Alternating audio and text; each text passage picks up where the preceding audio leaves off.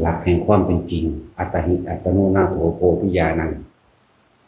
พระพุทธเจ้าก็อาศัยตนเองเนี่ยจึงสำเร็จพระโพธิญาณปัญจมาเรชิโนนาโถสัมโพธิมุตตมังจตุสัจจังประกาศเสนติธรรมจักรังปวัตติยิพระผู้มีพระภาคเจ้าทรงชนะมารทั้งห้า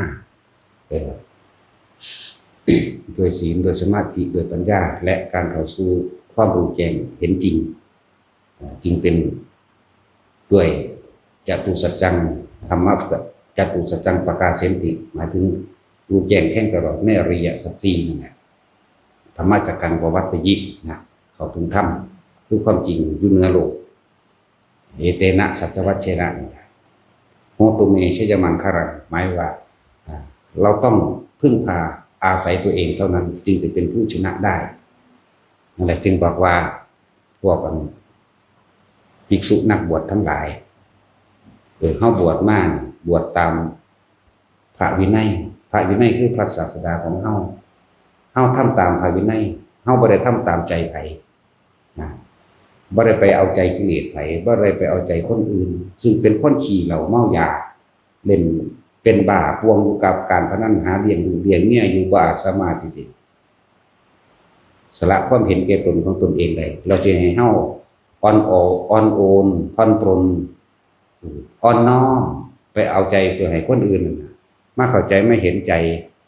มาช่วยเหลือเฮาบ่มีทางเป็นไปบ่ได้สำหรับเฮากิเลสในตนของตนเองเฮายังบ่อาจสามารถทำตามมันภาษาหยังกับกิเลสคนอื่นนั่นแหละเฮาจึงบอกว่า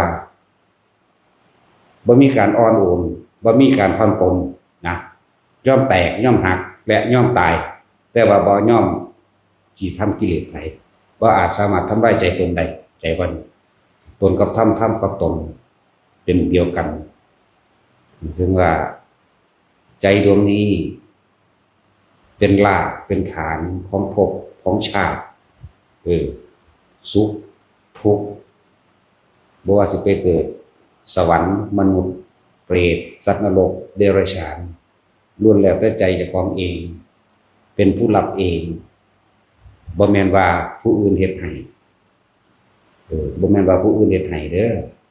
เป็นที่เกิดของภพของชาติก็คือใจของเจ้าของเองผิดชอบชั่วดีรู้อยู่กับตนแต่ว่ายอมทำตนเพื่อเอาใจกิเลสคนอื่นเป็นไปไม่ได้สำหรับเฮาแต่ว่าได้ สิเฮาให้อ่อนโยนผ่อนปรนไปตามกิเลสคนอื่นบ่มีทางเฮาบวชกับพระพุทธเจ้าเฮาบ่ได้บวชกับคนแต่ว่าล่ะว่าให้อ่อนลงบ่มีทาง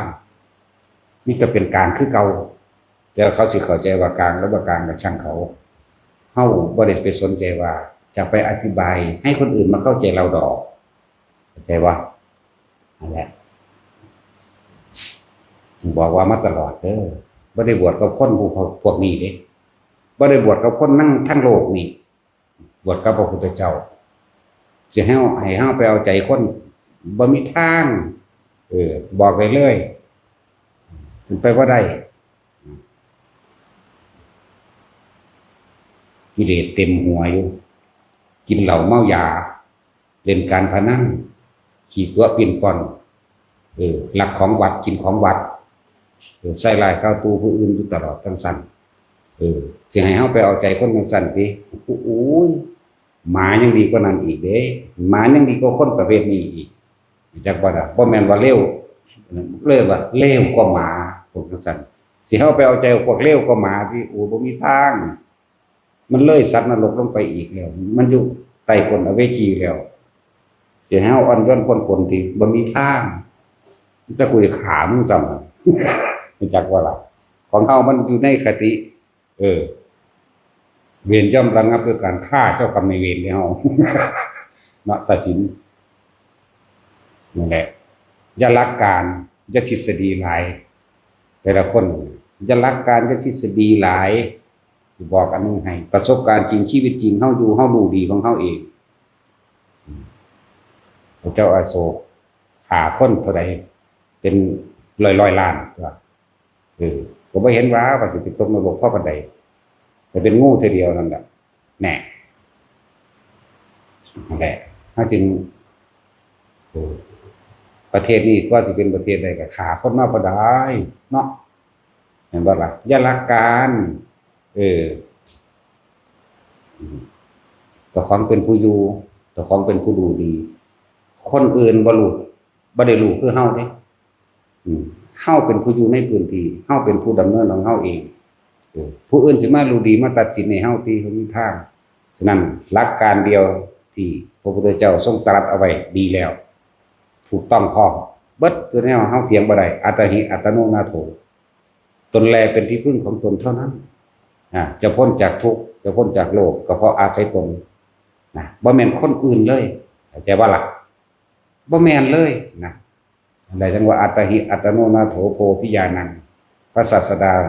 ทรงสำเร็จพระโพธิญาณก็ด้วยพึ่งตนเองไม่ได้คนอื่นแหละโดยพระปัญญาของพระองค์เองเท่ากับเหมือนกันหลักการเดียวเหมือนกันเกิดมาตายบนแห้งกับตัววิญญาณแมงภาษาคนเนาะว่าไปตลอดเด้เท่ากลัวบุคคลผู้ประเสริฐบ่แม่นกลัวคนมีกิเลสคนมีคุณงามความดีเนี่ยเฮาญาณยกย่องไปเชิดชูเคารพนับถือแต่คนเร็วๆบ่มีทางประสาน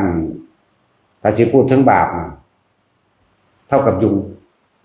ขาคนพวกนี้คือขายุ่งเนี่ยจากบ่ล่ะนั่นแหละเป็นสั้น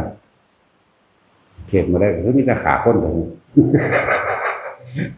แต่จริงๆเข้าใจว่าขาคนไปเข้าใจกับเข้าใจว่าเข้าใจกับสร้างเด้บ่ได้เงิดเด้มันกูเด้เราจะมาเกิดกับคน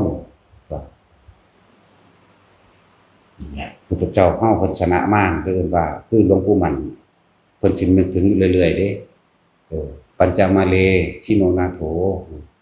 สัมโพธิมุตตมังจตุสัจจังปกาเสนติธรรมจักกังปวัตตยิเอเตนะสัจวัชเชนะโหตุไมชยมังคลังพระศาสดาทรงชนะมารทั้ง5ด้วยและทรงชนะมารทั้ง5สำเร็จพระโพธิญาณเพราะเข้าถึงอริยสัจเห็นบ่นี่อริยสัจรู้แจ้งเห็นจริงคือเข้าถึงถ้ำทะลุออกไปแล้วไปจตุสัจจังจตุแปลว่าหยังแปลว่า4สัจจังคือสัจจะทั้ง4ทุกข์สมุทัยนิโรธมรรคจตุสัจจังประกาศเสนติเนี่ยประกาศแจ้งอยู่ในใจตนประกาศเสนตินั่นแหละจึงว่าธรรมะจักกังปวัตตยิเห็นบ่ธรรมจักเป็นหมุนเวียนคือความแตกฉานในปฏิจจสมบัติธรรมจักกังนั่นแหละที่หลวงปู่มั่นเพิ่นนึกถึงพระพุทธเจ้านึกแบบนี้แหละสั้นบ่แม่นเอาไว้ขังดอกจากว่าล่ะบ่ได้ขังบ่ได้ว่ากันนั่นกันนี่แต่ว่าเป็นแนวทางเนี่ย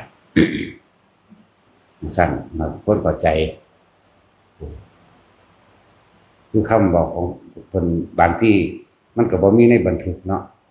ตราบใดที่เธอยังยื่นมือขอความช่วยเหลือจากบุคคลผู้อื่นตราบนั้นเธอจะไม่พ้นจากทุกข์ทั้งปวงลึกซึ้งยังไงเด้คำเว้านี่มันบ่แม่นคำเว้ามาเว้าเป็นโลโก้สโลแกนที่เฮาได้ยินได้ฟังหรือว่าเฮาฝันเห็นกันนิมิตนั่นน่ะฝันเห็นก็ว่าไปเว้าเดี๋ยวคนสิว่าสร้างแม่ว่ากูเป็นผู้เห็นเองกูเป็นผู้เห็นเองประสบเองสุสิมาตัดสินว่าบ่แม่นบ่ได้ดอกมันสั่งแหละ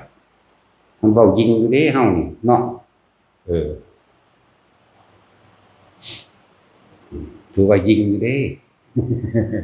บ่เงินบ่งอไปเด้ตอนที่เป็นสิตายอยู่ทั้งนั้นสู้อยู่ไสกูผู้เดียวเด้เป็นผู้เจ็บปวดเองแม่นบ่ล่ะก็เลยว่าบ่เงินคนคือเขาว่าบ่ให้วางใส่บาตรมึงบ่ใส่อยู่แล้วตั้งแต่มึงว่าบอกสิเอาเกลือไม่กูกินกูไปเห็นมึงเอามาอยู่มันธรรมดาเด้เดี๋ยวมันตายแล้วกูบักหานไปเลยมันเช่าเถียงแล้วมันตายแล้วบอกว่าต้องถามแท็กซี่ว่าเถียงกับแท็กซี่อยู่ตลอดมันตายแล้วบอกตายบ้านลูกบ้านเมียมันแล้วบอก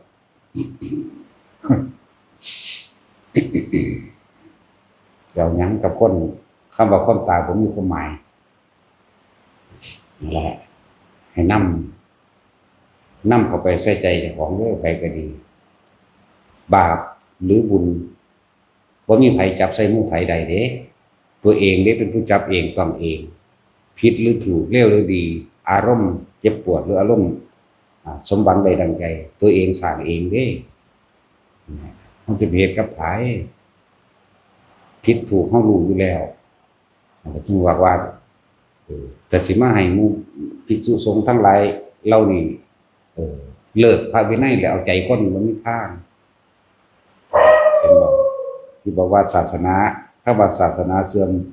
หนทางเดินเข้าสู่ความประเสริฐเข้าสู่ความบริสุทธิ์เสื่อมเพราะว่าหยังเสื่อมเพราะว่าคนไม่ทำตามพระวินัยถ้าบุคคลใดก็ช่างยังทำตามพระวินัยอยู่บุคคลผู้นั้นก็เข้าสิขึ้นชื่อว่าเดินเข้าสู่พระนิพพาน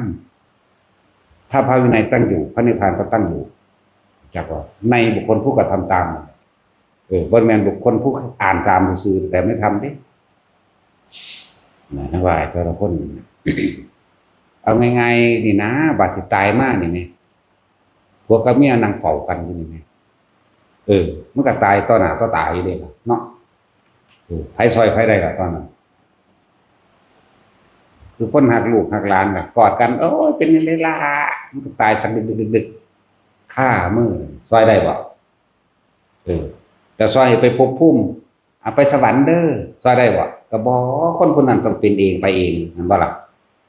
เป็นนรกเด้อเป็นไปตามคำสาปแช่งของคนอื่นบ่ก็บ่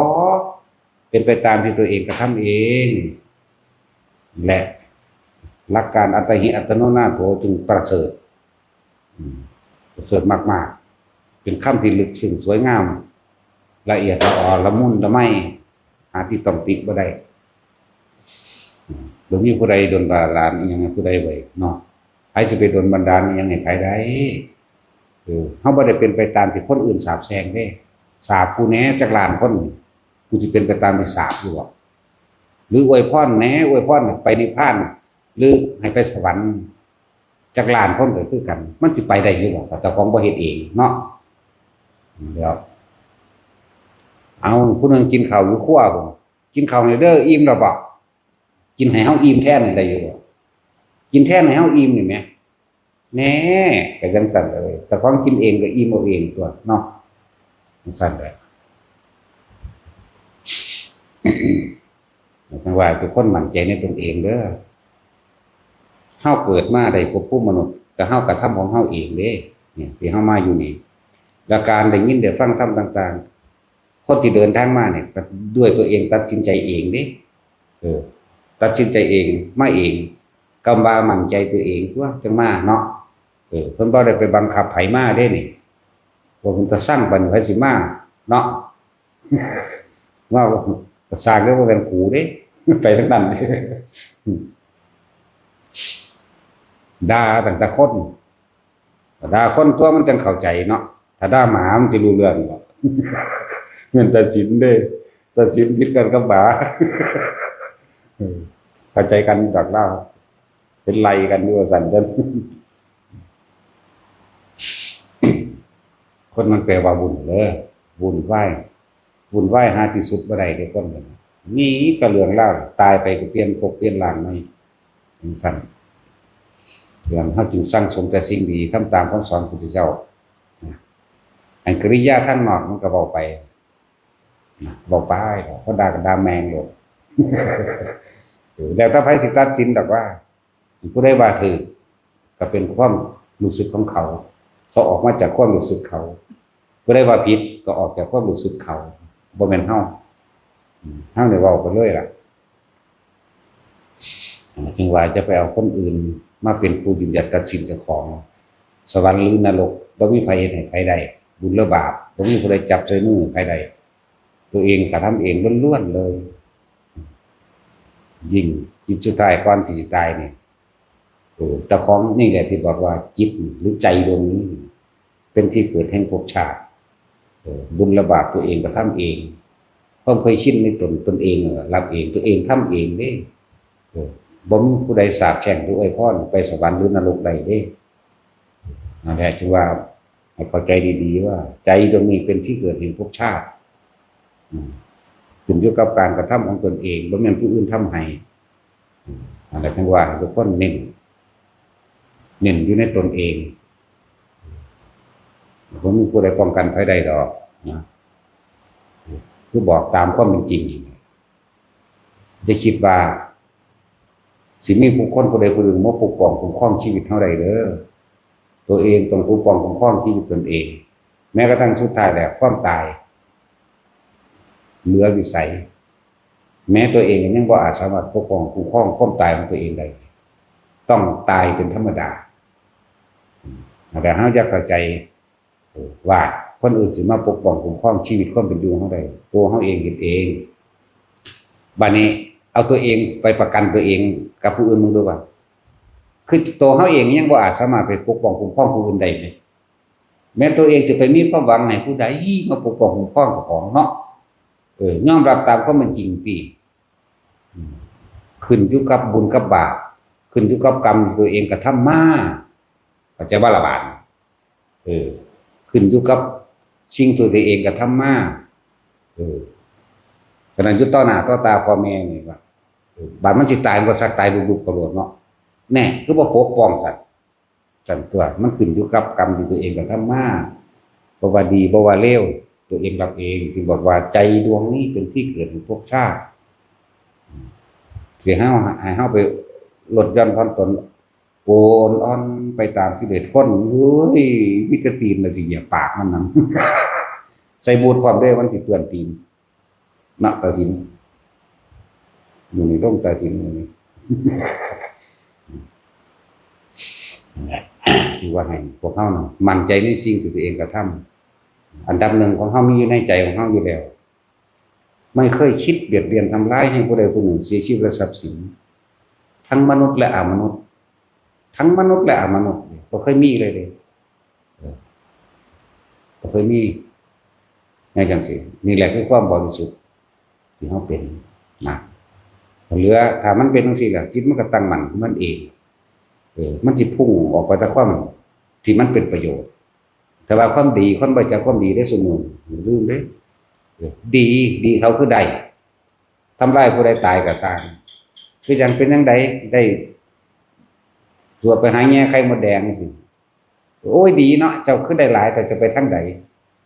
มื้อนี้หากินมันหมานดีๆเนาะน่าดีคนดีทำร้ายผู้อื่นนี่บ่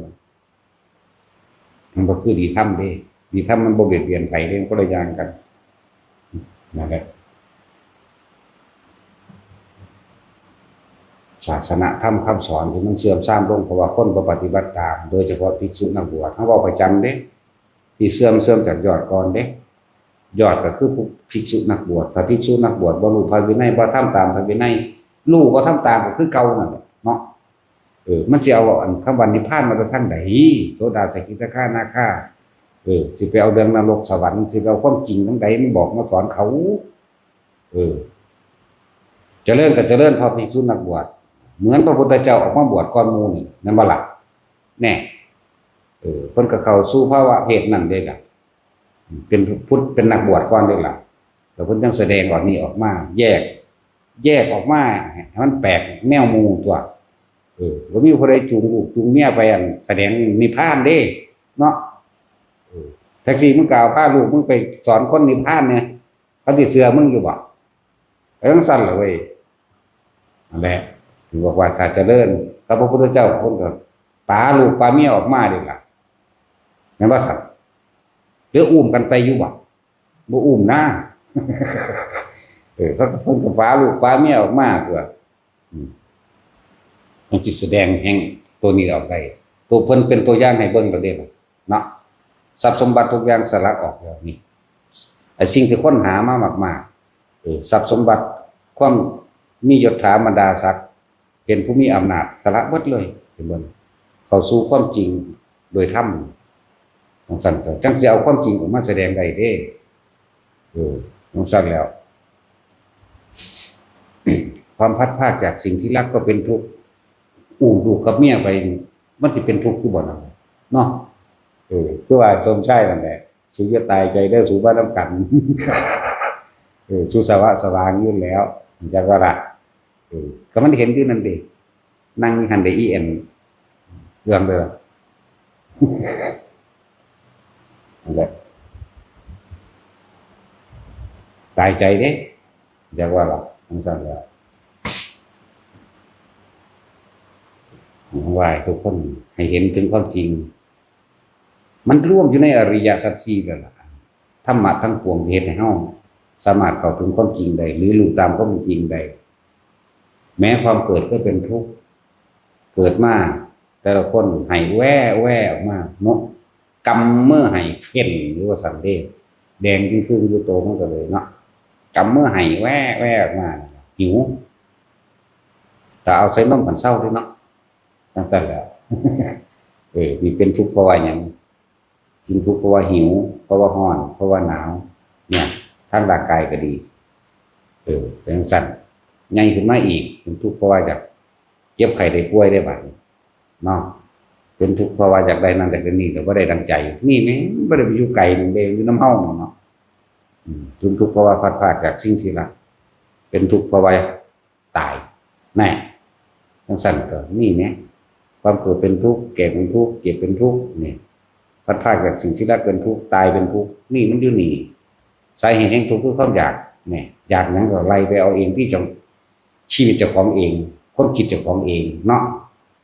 แต่ว่าไม่อยากเดดับทุกข์นิโรธหรอกมันมีเด้ช่วงหนึ่งที่คนบ่มีความอยากอย่างเลยเรียกว่านิพพานชั่วขณะจักว่าล่ะมันมีมันหน่อยเรียกว่าล่ะมันบ่ได้แซ่อยู่เลยเด้มันหน่อยในช่วงขณะเสี้ยววิหรือ2วิจังซี่นะน้อยๆซำนั้นแหละเพิ่นเลยเอิ้นนิโรธก่อนเพิ่นจึงเอามรรคมีองค์8มีหนทางของการดับทุกข์นั่นสัมมาทิฏฐิมีความเห็นตามความเป็นจริงสังกปรดำริก็ตามความเป็นจริงคิดขึ้นในขณะที่ตาหูจมูกลิ้นใจกระทบสัมผัสรู้สึกก็คิดไปตามความจริงนั่นเองแต่ว่าจากคำว่าตัวอายุววัจโมสติถึงสมาธิไปมีหนทางนึงเดินกับเท่าคำบริสุทธิ์จังหวะมันอยู่ในอริยสัจสี่นั่นแหละไม่ต้องไปอีรูยังมากมันโดยอริยสัจสี่ก็ไปทุ่มลงอนิจจังอนัตตาที่เขาได้บัดเนาะอนิจจังทุกขังอนัตตานี่ได้บัดเนี่ยยอดมันถ้าพวกมูอาราดาบทอุตกะดาบทอสิตะดาบทที่เขาเจ้าเก่งๆที่จิตเขาเจ้าเรียกว่าทรงได้ตั้งมั่นในชาตินี้แล้วถ้าท่านพระพุทธเจ้าบอกว่าสิ่งทั้งหลายทั้งปวงไม่ควรเข้าไปยึดมั่นถือมั่นเพราะสิ่งใดเป็นอนิจจังเป็นอนัตตาเขาเจ้าบรรลุข้าวเดียวนึงเด่นเพราะเขาเจ้าบ่ขาดปัญญาบางหนีนึงไหมขาดบางหนีนึงไหมจิตตั้งมั่นบ่ซอซายแล้วเหลือตั้งแต่ว่าการเห็นตามความเป็นจริงซื่อๆไหมแม่นบ่ล่ะแม้แต่ความสงบก็ไม่เที่ยงวางสิมันคนก็จะบรรลุแล้วล่ะมาแล้ว ทุกคนไปแสดงกับพวกม่วนเจดินทั้ง3แสดงเกี่ยวกับอาทิตตปริยายสูตรนั่นเองแม่นบ่ล่ะตาเป็นของร้อนหูเป็นของร้อนจมูกเป็นของร้อนรูปก็เป็นเสียงร้อนเพราะว่าอย่างร้อนเพราะว่าความใคร่อยากเห็นบ่สั่นรูปเป็นของร้อนเพราะความใคร่อยากแน่ครับเขาเจ้าเพิ่มเข้ามาใคร่อยากโอ้นี่บัดนี้สิ่งทั้งหลายทั้งปวงนั้นเป็นของเกิดของดับเป็นของแตกจักขุสมิงตินิพินติเห็นว่าเวทนาจะปีนิพินติสัญญาจะปีนิพินติจักขุญญาณปีนิพินติจ้ะแน่พระเจ้าประเทศไปบอกโอ้แม่นแน่พระเจ้าก็ว่างน่ะบรรลุเป็นพันเพราะการฟังล่ะเพราะว่าอย่างพระเจ้าตั้งมั่นมานานแล้วพระเจ้าตั้งมั่นมานานแล้วคือจังไหนพวกเขาเนี่ยส่งชาติไปเถอะไปเถอะมันนักเห็นหรอกพระเจ้าเรียกว่าเขาจะเอากสิณไฟเป็นเครื่องอยู่ส่งชาติจะเริ่มชาติโดยการเพ่งไฟจะบอกคือพระเจ้าได้เอาเรื่องไฟมาเทศเลยไฟคือราคะไฟคือโทสะไฟคือโมหะเลยเริ่มตาเป็นของร้อนหูร้อนจมูกร้อนเพราะความใคร่อยากนั่นในความใคร่อยากใดดังใจมันเฮาเองตอนนี้เพิ่นก็บอกว่าสิ่งใดก็สร้างมีความเกิดมีความแตกดับเป็นธรรมดานะ เขาจะบรรลุเลยล่ะเพราะเขาจะตั้งมั่นมานานแล้วจิตตั้งมั่นมานานแล้วนะคือเน้นย้ำแต่ละคนเด้อเชื่อมั่นตนเองกับมักมีองค์แปดเด้บ่ได้ไม่เชื่อมั่นหลวงพ่ออันนี้เด้หลวงพ่อนี่ปกป้องคุ้มครองภัยบ่ได้เด้แต่เจ้าของก็สิตายอยู่เนาะบอกให้เด้อบ่ได้ปกป้องคุ้มครองภัยได้จากคนแม้กระทั่งตนเอง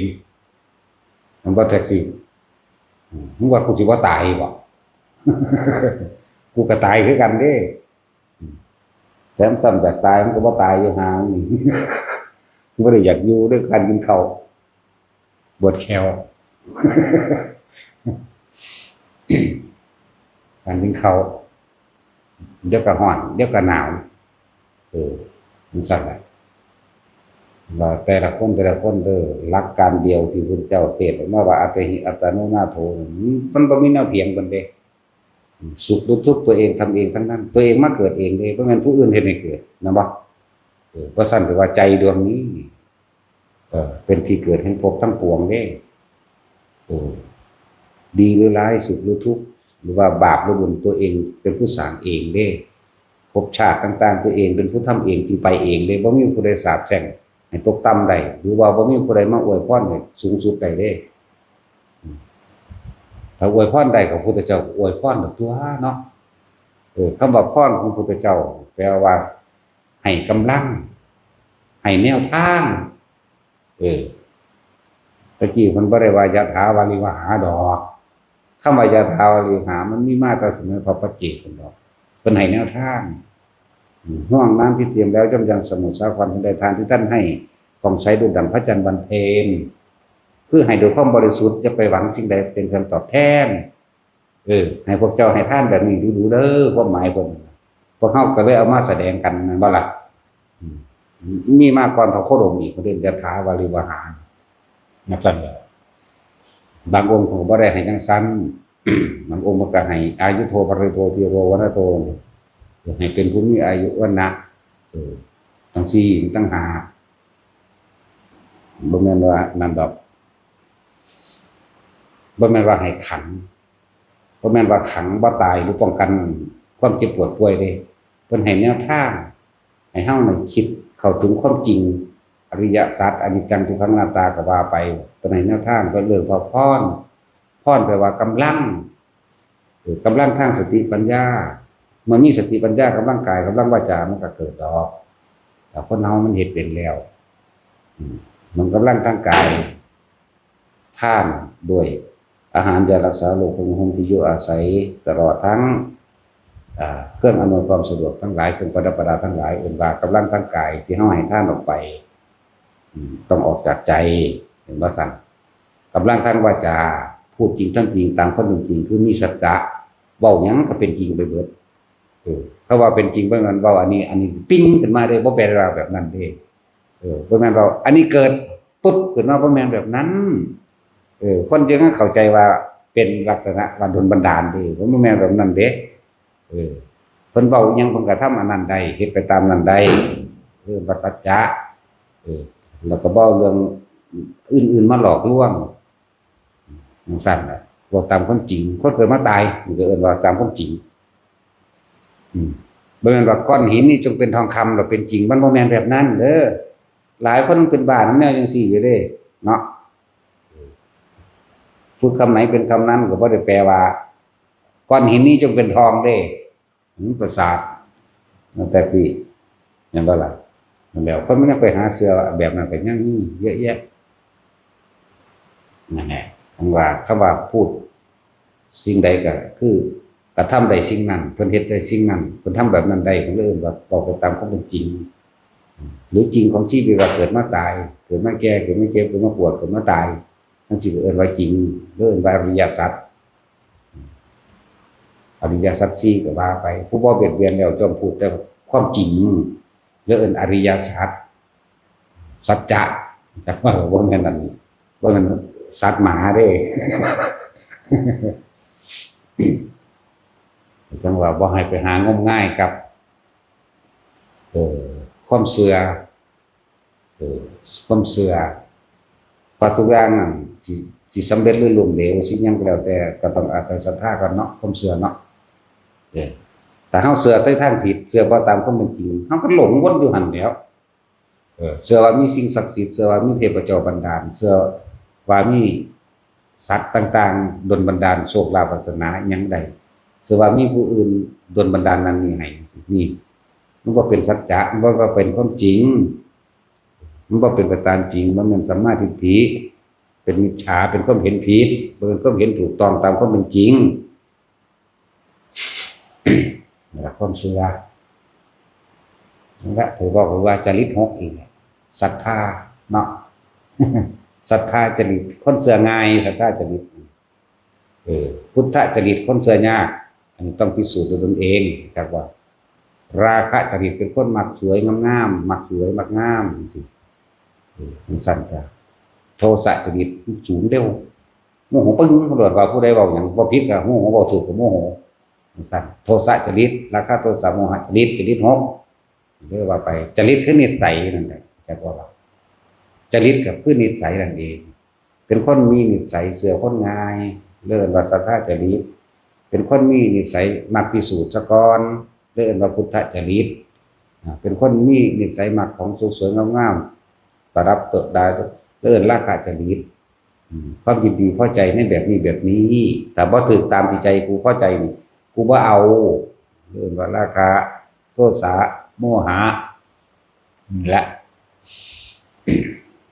ยังอีกหนึ่งลืมละครบแล้วบอกว่าศรัทธาพุทธราคะโทสะโมหะอีกอย่างหนึ่งหน้ามันยังคือว่านักจัดรายการเราผู้เดียวถามผู้ใดก็ซึ้งลิ้นอยู่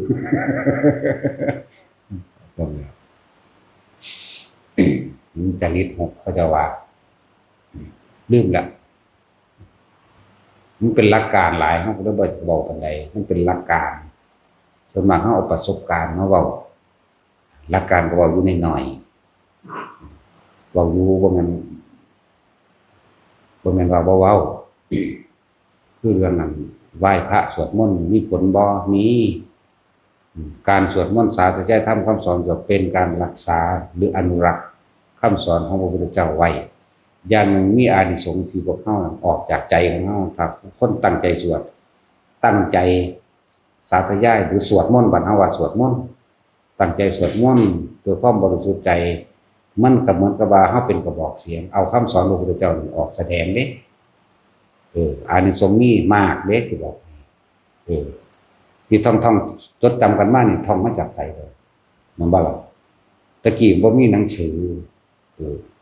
เทรวาสแปลว่าจดจำมาจากพระผู้ใหญ่พระผู้มีอายุจังซี่แม่ฟังกระทำตามสืบต่อกันมาเด้ต่อมาจังมามีหนังสือเขียนบันทึกเอาไว้เด้นั่นบ่ล่ะก็มีดอกคำว่าเทรวาสอันนั้นอันนี้มีแต่พุทธเจ้าผู้เดียวนั่นแหละมหานิกงนิกายก็บ่มีดอก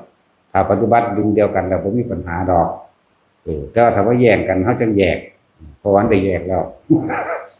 แต่ว่าถ้าเถียงกันนำมันนั่นนี่บ่ได้การสวดมนต์มันมีอานิสงส์มากเด้อทรงจำคำสอนพุทธเจ้านี่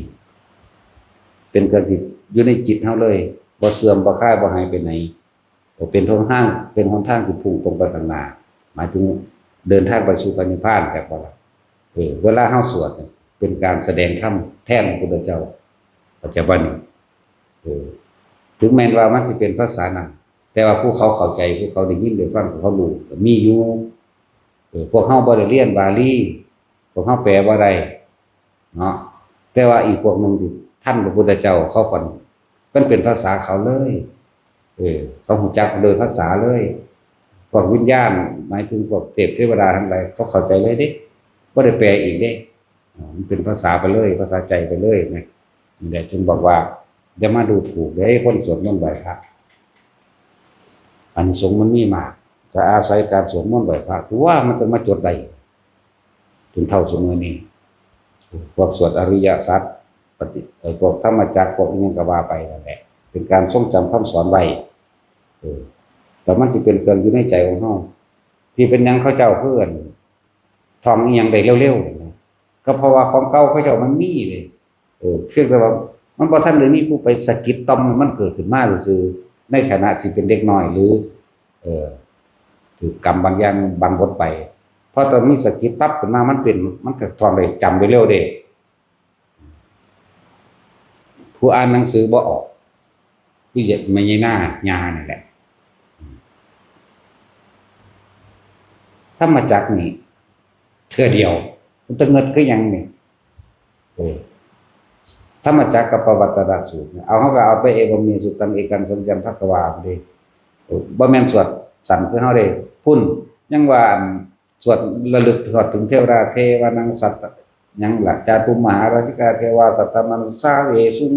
ไล่ไปพุ่นจังได๋จังจำได้ว่าทีเดียวนึงก็เลยเฮาอ่านให้ฟังเด้อ่านให้ฟังอ่านไปซ่าๆเอวัมเมสุตังเอกังสะมะยังภควาภารานะสิยังก็เงียงหูฟังกันแหละจบปึ๊บเอาฟังบัดนี้แม่สิว่าเฮาก็สิไปนำเลยคือเบิดแม่เป็นเงินคือหยังนี่นั่นแหละเพราะว่าเขาเจ้ามีของเก่าเขาเจ้าคนทองบนจดจำมาตั้งนานแล้วล่ะหลายภพหลายศาสตร์มันก็ค่อยต้องเขาเป็นทางตรงบัดอันนั้นซื้อบ่ออกเจ้าทองได้บักหลายก็พระอีกแต่เงินคืออย่างนี้บักยาวๆยังได้ไปจำได้คักปานนั้นเพราะเฮายังพอแห้งอยู่เด้บ่แม่นว่าจำง่ายๆได้มันก็ดีหลายรอบเติบอยู่เด้เนี่ยกับเน้นอีกคนนึงทองทีเดียวแล้วปิดหนังสือได้ไหมแล้วมันก็ทองลึกๆเลยแม่มันบาดวะอย่างเร็วอีกทำไมบทนี้น้ำกันก็ดีแต่จังหวะมันมีคุณค่ามากอยู่แม่นคนผู้นั้นบ่บรรลุแต่ว่าล่ะแม่นคนผู้นั้นบ่บรรลุแต่ว่าได้สาธยายธรรมแสดงธรรมตัวนี้ออกไปอีกคนนึงฟังบรรลุก็มีเด้บ่ล่ะมันสั้นแล้วคือพระอานนท์ก็สิเว้าพระอานนท์สวดมนต์เก่งกว่าหมู่เนาะพระอานนท์พระเจ้าก็ว่าเป็นพระโสดาบันมาลูกศิษย์พระอานนท์เป็นอรหันต์มีบ่แน่ก็จังซั่นเลยเอาโพธิตะก็ได้อันเถรบาลานเปล่าที่พระพุทธเจ้าเปรียบเทียบนั่นนะลูกศิษย์เป็นอรหันต์สามเณรนั่นน่ะแม่นบ่ล่ะอันนั้นยังแต่ของยังปุถุอยู่ยังหนาอยู่มันซั่นแล้วนั่นแหละจะว่ามันบ่มีอยู่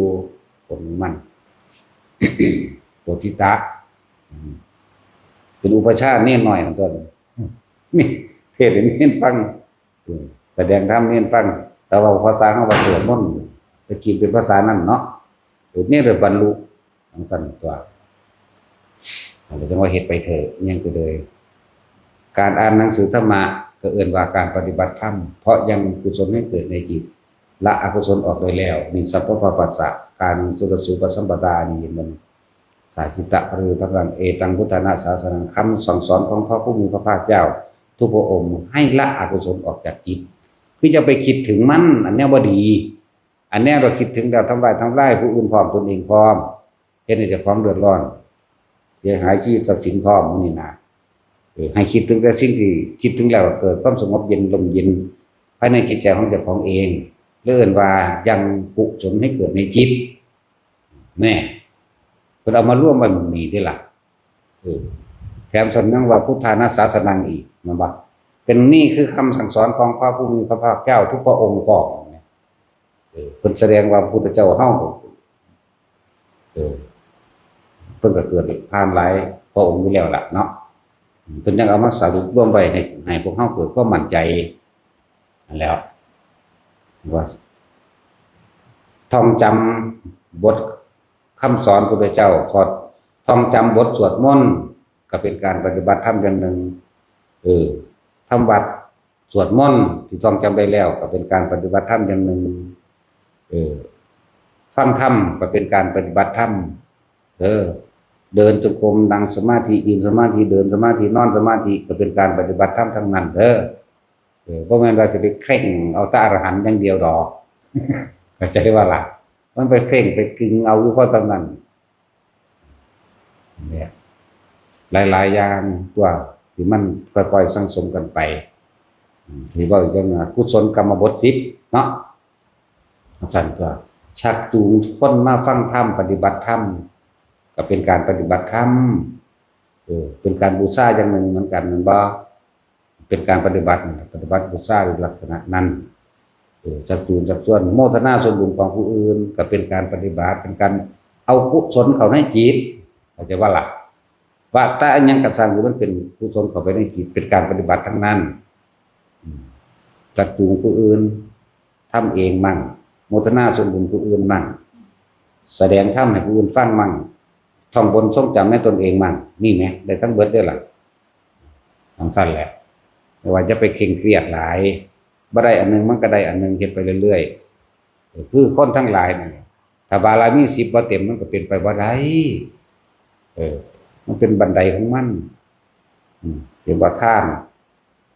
อาหารแต่ละสะดวกของที่อยู่อาศัยตลอดทั้งเมืองมันก็สะดวก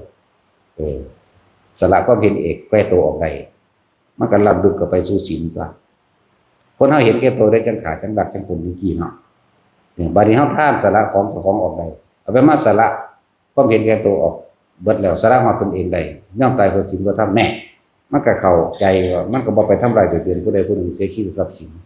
ตลอดทั้งมนุษย์และอมนุษย์เนี่ยก็เป็นศีลได้เห็นบ่เนคขมะเป็นหยังการข่มจิตให้ออกจากอารมณ์ความใคร่อยากเนคขมะก็เลยกามนั่นแหละจักบ่ล่ะเนคขมะนี่เฮาแปลพยายามแปลให้คนเข้าใจคือการบวชจังซี่บัดนี้มาเห็นเพิ่นก็บวชได้ก็ว่าอีกล่ะเนาะบวชชีพรามจังซั่นเนคขมะคือการภาวนาก็ว่าการข่มจิตให้ห่างออกจากความใคร่อยากในการในรูปในรสในกลิ่นในเสียงในสัมผัสทั้งกายปัญญาการรู้แจ้งเห็นจริงตามข้อมูลจริงของจริงทั้งหลายทั้งปวงตัวเลื่อนว่ารอบรู้ในกองสังขารถ้ารอบรู้แล้วมันต้องสังขารทั้งหลายหาความจริงลั่งยิ่งบ่ได้ไม่เพี้ยนแน่หรือว่าปัญญาเนี่ยทานศีลเนคขมะปัญญาวิริยะเมื่อมันรู้แจ้งตามความจริงของมันแล้วความเพียรพยายามของเฮาเองนั่นบ่ล่ะขันติมีความอดทนปกตนกันเป็นนำอันบ่ขันติสัจจะอธิษฐานตั้งใจมุ่งมั่นสู่จุดหมายได้คำว่าอธิษฐานบ่ได้แปลว่าขอเด้อตั้งใจมุ่งมั่นสู่จุดหมายที่ปรารถนาเอาไว้นิพพานนี่เป็นสาสุดท้ายนี่แหละจังบอกว่าผู้ใดสิปรารถนาเรื่องนั่นก็ขอผลทานบุญกุศลกรรมดีนี่นะจงเป็นปัจจัยข้าพเจ้าถึงซึ่งพระนิพพานในปัจจุบันในชาตินี้เถิดอย่าเอาหน้าคตมันถึงแล้วอย่างสั้นว่าอธิษฐานแล้วก็มาลงเมตตาพวกคนเฮาใส่ชีวิตรวมกันก็ต้องอาศัยสิ่งเหล่านี้เป็นเครื่องประคองนั่นล่ะเมตตากับอุเบกขาของตัวก็ประคองมันอยู่นำกันได้ซื่อๆได้เมตตามันเป็นสื่อมันเป็นแนวทางที่ต้องเฮ็ดก่อนนะสุดท้ายแล้วคือต้องถิ่มทุกอย่างทิ้งทุกอย่างได้บัดมีผู้ใดเอาหยังไปนำได้เนาะเจ้าสิร่ำรวยเพียงใดก็ช่างเจ้าสิหวงที่สุดปานใดก็ช่างทองคำเจ้านั่นเจ้าสิใส่ตู้เซฟไว้ปานใดก็ช่างเจ้าก็ต้องตายจากมันเนาะแน่ก็ต้องว่างเป็นก็แหละอุเบกขาวางจิตเป็นกลางไว้กับสรรพสิ่งก็ถ้าบ่แม่นอุเบกขาจะก็ไปเกิดทั้งท้องเป็นไห้เป็นงูเหลือมเป็นงูลากเสือกเป็นงูไตแหงงูตะปาตกของทรัพย์สมบัตินั่นว่าสั่นแล้วจะเดือดฉานสั่นจะจึงหวังรักใคร่ปรารถนาเพียงใดก็สั่งสุดท้ายแล้วทุกอย่างก็ต้องจากกันดีๆแต่จังว่าคนพยายามที่ว่ามีเมตตาซึ่งกันและกันซาคนเฮาเนี่ยพบกันแค่ชั่วคราวแต่จากกันชั่วนิรันดร์เด้เนี่ยคือเฮามาเห็นกันดูชั่วคราวเด้จากกันชั่วนิรันดร์จากนั้นแล้วมันสิพอผู้อีกสิบ่ก็คือเห็นบ่ล่ะสั้นตัวผู้ใดถามบ่รู้สิถามอาจารย์สิเกิดอีกบ่ซั่นเกิดก็ได้บ่เกิดก็ได้มันหาถามนั่นสั่นเกิดอีกว่าสั่นเกิดก็มีไม่เกิดก็มีเกิดก็ได้บ่เกิดก็ได้เนาะ ตัดสินเจ้าสิเกิดอีกวะให้มันบ่อยลิกระดาเดี๋ยวเก่าเยี่ยนขี้ข้อคลิกคลิกคลิกมาบ่อโลดบ่อแบบนั้นเดี๋ยวบักดันปิดเทอมผมตามมาอีกบัดนี้ติ๊กลิกติ๊กลิกติ๊กลิกมาเดี๋ยวบ่ว่ะจังแล้วนั่นแหละทุกอย่างขึ้นอยู่กับตัวเองเด้อบ่ได้ขึ้นอยู่กับผู้อื่นใส่ใจไว้เต็มที่ไปก็ดีอัตหิอัตโนนาโถนี่อัตหิอัตโนนาโถโพธิญาณังเพิ่นสำเร็จพระโพธิญาณอยู่แจ้งแทงตลอดในหนทางการที่นำพาหมู่สัตว์ทั้งหลายให้พ้นจากความเวียนว่ายตายเกิดหรือพ้นจากทุกข์ได้ก็เพิ่นอาศัยตัวเพิ่นเองทุกอย่างขึ้นอยู่กับตนเด้อที่จริงมันมีตัวต่อมาอยู่เด้ที่เบามาหลวงปู่มันเป็นทองรู้อัตหิอัตโนโพธิญาณังจตุสัจจังประกาศนิธรรมจักกังปวัตตยินี่เอเตนะสัจวัชเชนะเพิ่นว่าทั้งนี้แต่ว่าพวกเขาเอาของมาใส่เป็นสัจจะเอเตนะสัจวัชเชนะโหตุเมชิจมันขลังเลื่อนว่าพระพุทธเจ้าชนะมากเฮากับชนะคือกันนั่นเพราะว่าเฮาเห็นน้ำเพิ่นเนาะม่านก็มันม่านใดดีจากบ่ม่านม่านเจ้าของเด้ม่านภูมิฤทธิ์คือความคิดของเฮาเองเด้ม่านตัวใหญ่คือราคะอะไรอยากว่าล่ะแล้วกิเลสม่านเพิ่นก็ย่นย่อมาเป็นของอยู่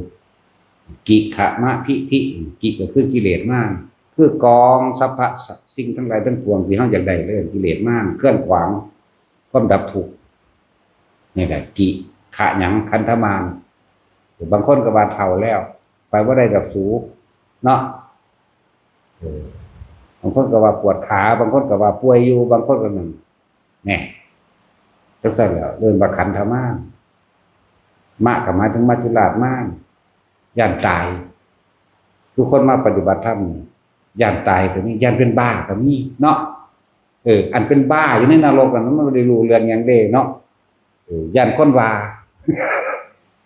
กิขะมะพิอภิสังขารมานตัวใหญ่กว่าหมู่ความคิดพินี่หมายถึงอภิสังขารมานความคิดใหญ่กว่าหมู่อยู่แล้วทิหมายถึงที่ประบุตรมารเทวดาจริงก็มีเทวดาคนก็มีเขาจะเลยมาเทียบว่าเทพบุตรมารที่ว่าบุตรมารเทวะหรือทเวแปลว่าสองจากว่าก็ว่าเทวตามันเป็นภาษาไทยนั่นแหละเป็นพระห้ามมาบอกภาษาไทยว่าเทวดาบุคคลผู้อยู่ในอัตภาพที่สองของเทวดานั่นอัตภาพที่หนึ่งคือคนอัตภาพที่สองคือมูเทวดาหรือเปรตกับอื่นอัตภาพที่สองใดแปลว่าอะไรคือจังคำว่าเทวทัตแปลว่าจังใดก็ได้กว่าเทวทัตเนาะเลี้ยวคือเทวทัตนี่นะผู้มีความเห็นต่างเทวะแปลว่าหยังกับแปลว่าสองเหมือนกันเนาะทัศนะแปลว่าหยังความเห็นเพิ่นมีความเห็นต่างจากพระพุทธเจ้าเรียกว่าเทวทัตต้องไปเขียนเป็นต่อเตามันเป็นภาษาไทยภาษาบาลีบ่ได้มีกี่ตัวมี28ตัวนึงเด้ภาษาบาลีบ่ได้มี33ตัวเด้บ่แม่นคือภาษาไทยเด้ล้อกับเท่าใดล้อเนาะรอเรือรอดินรอฤรอจุฬาปาโธ่นั่นซั่นแล้วสอกับสอเสือสอฤาษีเนาะสอยังอีกบัดสอยังสอศาลาพุ่นน่ะมัน3สอหรอ4ล้อ3สอจักสิใส่อีหยังกันน่ะข้อก็ยังมีถึงข้อคนและข้อควายบ่ค่อยได้ใส่เด้ใส่แต่ข้อคนเนาะต่อคนมันหมักลากหมักแบกหมักหามสมน้ำหนาเขาเศร้านิยมเอาควายไถหน้าแล้วกาวข้อเจ้าของลากเองไถเองเตี้ยเอาแม่มันทรมานกับรถไถได้บัดเอาแม่เนาะมันเป็นบาปเว้ยตะกี้ตีงัวตีควายไถหน้าเนาะศูนย์ให้มันบัดนี้ตีเจ้าของเบิ่งรู้มึงสิศูนย์รถไถเบิ่งรู้เอาแม่บ่เตะมันขนาดรถไถให้ซั่นแล้ว บังคับมันไถเบิดมือเบิดเว้นคืองัวคือควายตะกี้เอ้ามึงบังคับตัวเองไถก็มันรู้บาดแม่นบ่ล่ะมันได้บาปเนาะธรรมดาบ่ แล้วทั้งเบิดนี่ก็คือว่าทุกคนเห็นทุกข์ในเจ้าของเห็นทุกข์อันเกิดจากความอยากเจ้าของ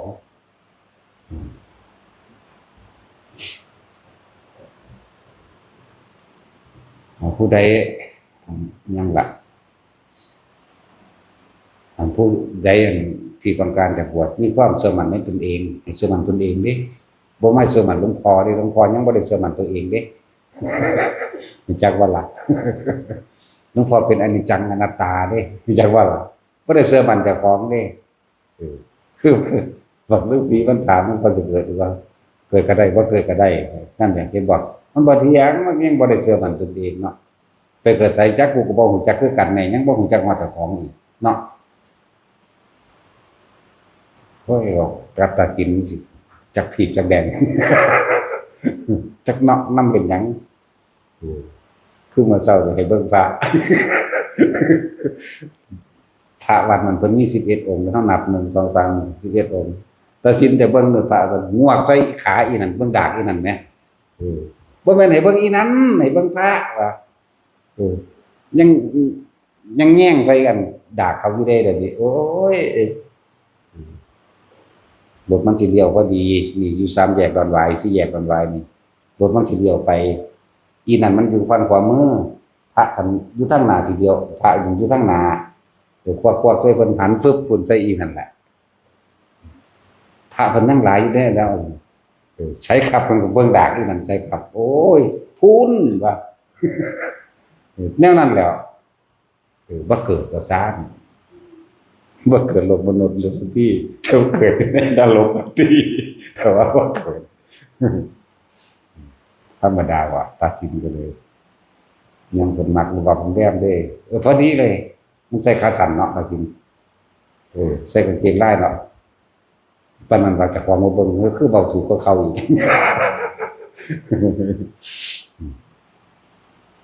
นั่นแหละสิ่งจังสี่มันเร็วเลยเนาะมันเร็วเลยแต่บอกเบิ่งพระมันเพิ่นมีจักองค์นับเบิ่งดูแต่ว่าหางตามันเห็นอีนั่นทั้งที่ตานี่ตรงไปหาพระเด้พระเพิ่นบิณฑบาต11องค์เนาะแต่หางตามันเห็นอีนั่นนิดหน่อยป๊าดตัวมันคือโฟกัสไปหาเขาโลดนั่นแหละเรียกว่าล่ะนี่คือความเคยชินในความอยากของเจ้าของเอง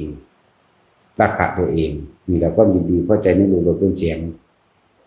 มันชินมันปั๊บสลดเด้แต่ว่าพวกเฮามาฝึกอันนี้มันชินแล้วบัดฝึกอยู่กับตนเองฝึกอยู่กับลมตนเองฝึกอยู่กับความรู้สึกในตนเองมันชินพวกผู้มาใหม่ผู้แม่ซี่มาใหม่ไปฝึกเอาเด้อนั่นแหละพวกเด็กน้อยพวกเขาฝึกให้ก็สิให้พวกเฮารู้จักฐานที่ตั้งแห่งใจเฮาเองให้เฮาจักว่าจะออกจากความรู้สึกโตให้เฮารู้จักว่าฐานที่ตั้งแห่งจิตคือหยังแล้วอยู่กับมันก็แค่นั้นแหละหลายอย่างมันสิคอยเป็นเอาเองเฮาบ่ได้ไปให้มันเป็นเพราะเฮาตั้งอยู่ในเหตุของมันเองเหตุคือจะหนีออกจากกายเวทนาจิตเวทนากายเฮาสิเห็นเองหลักธรรมก็เลยตะกี้เห็นโดยสัญญาเห็นโดยสังขารเห็นโดยความคิดนึกปรุงแต่งมันสรุปผลต้องได้อยู่แต่ว่ามันว่างบ่ทันได้แต่ว่าแต่เห็นโดยความมีจิตตั้งมั่นแล้วมันสิเห็นความคิดเจ้าของก็ยังบ่เที่ยงเปลี่ยนแปลงแปรปรวนไปเกิดดับแล้วมันสิคลายของมันเองโดยเฮาบ่ได้เป็นผู้ว่างเห็นดูเข้าว่างเอาเองเด้อนั่นแหละจริงๆหลักการของมันบ่ได้มีหยังมากมันบ่ได้มีหยังมากเด้อที่มันมากเพราะว่าเฮาไปจดจำมาหลายอย่างแล้วเฮามีการเปรียบเทียบมันก็เลยเป็นของยากบ่ล่ะมันยากเพราะว่าหยังเฮาอยากเป็นคือเพิ่นเฮาบ่เป็นตัวของตัวเองเฮาบ่อัตถิอัตโนนาโถไม่ใช่ว่าล่ะเฮาบ่เป็นตัวของตัวเองเฮาบ่อยู่ในตัวเองเฮาบ่อยู่ในกายของตนเองเฮาบ่อยู่ในกายเวทนาจิตตนเองนี่เฮาเลยบ่เห็นธรรมเฮาไปเห็นตั้งแต่ธรรมภายนอกหมายถึงความจดความจำโดยสัญญาโดยความคิดปรุงแต่งนึกคิดนั่นนี่ที่จริงคนเฮามันรู้บ่ต่างกันปานใดดอก เนาะอันนี้จังอนัตตาเขาได้ก็รู้ได้แต่เหตุจังใดเฮาสิอยู่ในตัวนี้ได้มันสิเข้าถึงมันได้ต่างหากรู้ได้เบิดทุกคนว่าสิ่งใดสิ่งหนึ่งเกิดเป็นธรรมดาสิ่งนั้นดับเป็นธรรมดาแต่ว่าเจ้าสิว่างความเป็นธรรมดามันได้บ่นี่นะนั่นบ่ล่ะนี่ได้ยอดความรู้ทั้งเบิดนะยอดความรู้มันอยู่นี่เลยอยู่หลวงตาเพิ่นว่าเหยียบย่างไปตามพระไตรลักษณ์นะไปว่า3ลักษณ์ว่าลักษณะ3ความจริงและความไม่เที่ยงแท้แน่นอนความทุกข์และความบ่มีตัวตนความเสื่อมสลายแตกกลับไปเรื่องอนิจจังทุกขังอนัตตาถ้าเฮาบ่ยึดจักอย่างดึงคำว่าทุกข์ออกอนิจจังอนัตตาคือยอดธรรม